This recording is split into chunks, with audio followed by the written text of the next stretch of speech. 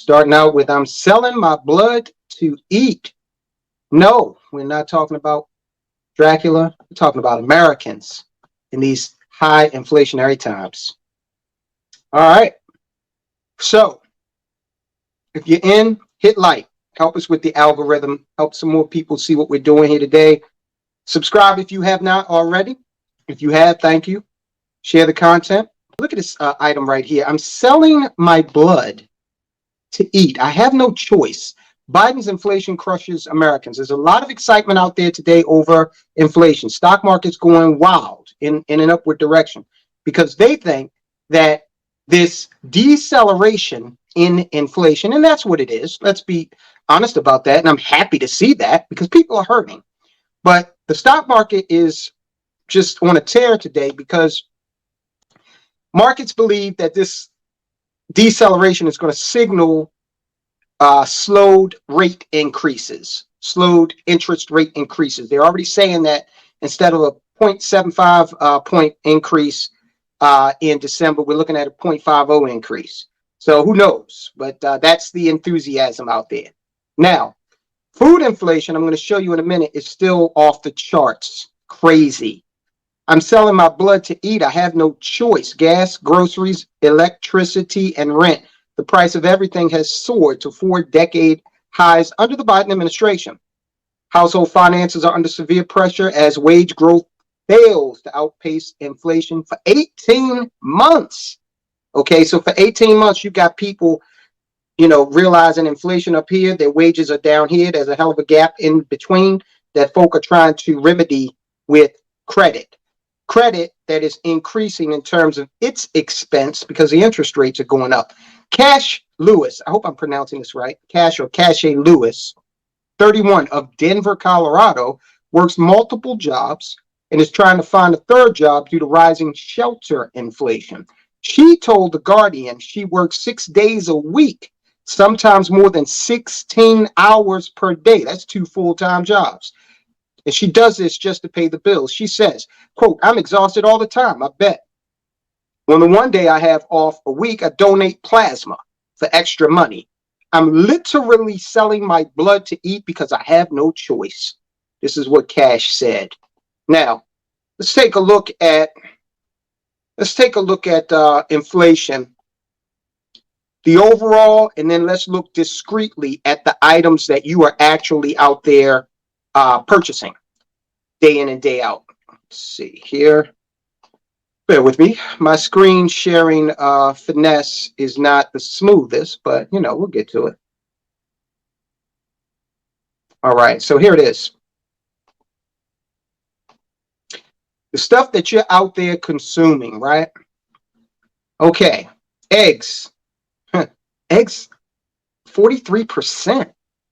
Oh, that's incredible. And this is for October. This is inflation and what it did in October. Airline fares, 42%. Let's just pay attention. Everybody's not flying. Let's just pay attention to food for a minute. Okay, eggs, 43%. Butter and margarine, 33.6%. Public transportation, let's look at that one, 28.1%. Talk about hitting the poor where it hurts, right? Food and transportation to get to work. Gasoline up 17.5%. Roasted coffee, 15.6%. Pet food, okay, yeah. Spot's got to eat too. Muffy, she's got to eat, 15%. Poultry, 15%, 14.9. You might as well, go ahead and round that up. Chicken usually is the one that people defer to when they can't afford the steaks or the pork or things like that. But look, chicken's up 14.9%, bread 14.8%, milk 14.5%, electricity 14.1%. So look, the consumer is still getting hit from all sides here. Now, the U.S. Bureau of Labor Statistics is saying that the CPI, Consumer Price Index, the inflation number, jumped by 7.7% in October relative to last year. So that's a smaller increase, but it's still an increase, okay? What's causing this? Well, the primary driver, we've been over it a lot on the channel, The primary driver is inflation. Okay. Um, and inflation, we're getting that because the primary driver rather is energy. Of course, it's inflation. The primary driver for the inflation is energy. The energy shortage caused by what's going on in Eastern Europe and the green policies. Now, let me tell you something about those green policies. This red wave that was, much ballyhooed, supposed to materialize on election day, it did not happen to the extent that it was hyped. Okay, but it looks as though the Republicans are going to get the House. Okay, looks like that right at this moment. If that happens, that means Joe Biden is not going to be able to get any of these radical energy policies passed through legislation. Now, he still has the ability to do these executive orders. Okay, fine. But in terms of getting legislation passed, you've all seen I'm Just a Bill back when we all were kids. You know how it works. It's got to be passed by the House and the Senate in order to get to the president's desk for a signature. So if the Republicans can be that bulwark against these radical policies continuing, then hey, we may see a faster drop in inflation. And look, divided government is good because anytime a legislature meets, be it your county council, your state legislature, or U.S. Congress, your life, liberty, and property are at risk. And a senator told me that, a state senator in Maryland told me that, and I never forgot it. Back when he was one of my professors in college, and that really stuck with me. So that's what we're looking at in terms of actual on the ground inflation. They can talk about 7.7% if they want. That's up to them. But we saw how we're looking at inflation that's much higher than that on the items that matter. When you go into the grocery store to purchase a loaf of bread, you're looking at 15% increase on that. Everything, and we're again just talking about the staples of life. These aren't luxuries, all right? Beef and veal is down 3.6%. So that could be an alternative for folk right now. I don't see beer on here. I'm a fan of Guinness. Don't see beer on here. I think they didn't put it on here because they know there'll be a revolution if the beer price is going up. All right, let's look at this. This is very troubling. Believe it or not, Joe Biden, and we are going to get to the World Economic Forum. I just want to cover some big stories first. Joe Biden has started to show you this, started to kind of advance the notion that Elon Musk needs to be investigated. Now, that's pretty scary. And the reason why that is scary is because, again, the United States is always crowing about how we live in this democracy and we have freedom and everything. And freedom of speech has been something that's been really top of mind for a lot of Americans. It's been in the news because of Kanye West and others. But remember, the First Amendment applies to the government. Doesn't really apply to a private business. I gave the analogy where if I walk into a Hell's Angels bar and I say something that they find objectionable, then I've expressed myself. I've exercised my free speech. Now I have to deal with the consequences of that. The government, on the other hand, has a First Amendment that applies to it, where they are prohibited from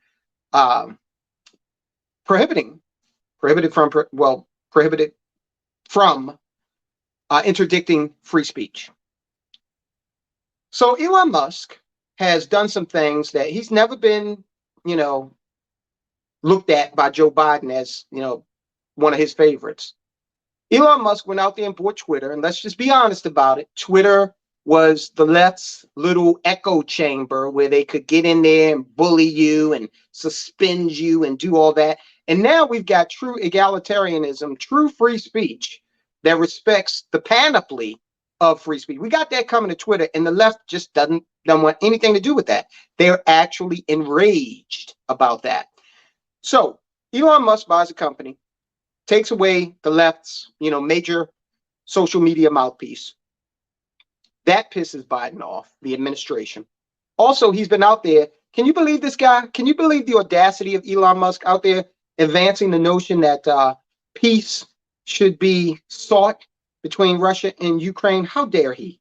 And also, he weighed in on China, Taiwan, and how, we should seek some peaceful solutions to that without having to resort to conflict, armed conflict.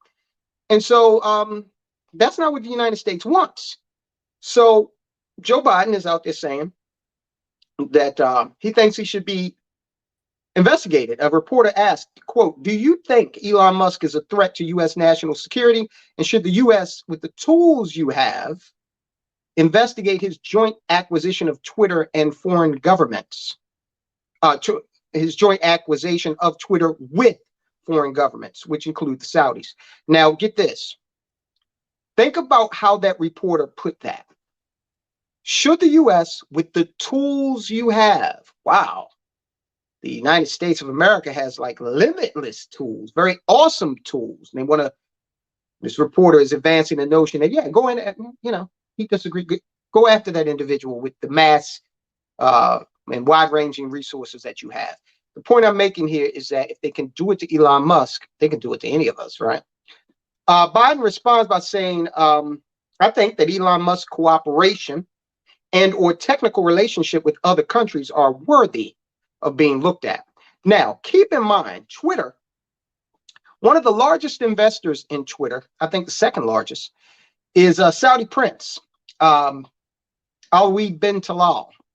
You probably have seen him before. He's one of the more vocal, and he's all over the news all the time, weighing in on various things. At least he used to be. I don't know if he is. I haven't watched the news in 10 years, but I know who he is. He's had an ownership stake in Twitter for a very, very long time. Precedes Elon Musk by quite some time. Now, there was never any suggestion that Jack Dorsey be investigated because of that ownership stake by Saudi Arabia. Saudi Arabia is also supposed to be one of our allies, right? Supposed to be. Anyway, they're going to use this, they being the administration, are going to use this as an excuse to investigate Elon Musk. Now, there'll probably be some type of Department of Justice investigation. Probably is already going on. I'm sure they have files on all of us. But will it go through congressional hearings and that whole circus? Probably not if the Republicans get the House. Now, what the Senate does, unless the Republicans get that, who knows? Hey, can somebody weigh in and let me know if there's latency in this video? What I mean by latency is, are my movements like kind of jerky? I'm just trying to test the bandwidth here. Hey, so they're doing that. The other thing that is very hypocritical about this is we've got a U.S. senator that is writing letters suggesting that an investigation take place. Senator Chris Murphy, he writes, get this, given Twitter's critical role in public communication, I am concerned about the potential influence of the government of Saudi Arabia. I wonder, has he ever written a similar letter about TikTok, which is owned by China, who has a lot more adversarial bent toward us than Saudi Arabia has, and more of a capability to interfere with all kinds of systems within our society. Think about this also. ByteDance that owns Twitter, they also own the Chinese version, and they're two totally different versions. Okay, you don't see the nonsense on the Chinese version that you see on the American version of TikTok.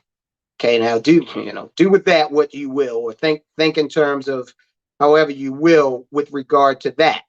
But yeah, so the Republicans, the Democrats rather, have never required Twitter to be investigated or Jack Dorsey to be investigated. They've never written these kinds of letters to ByteDance in relationship to TikTok.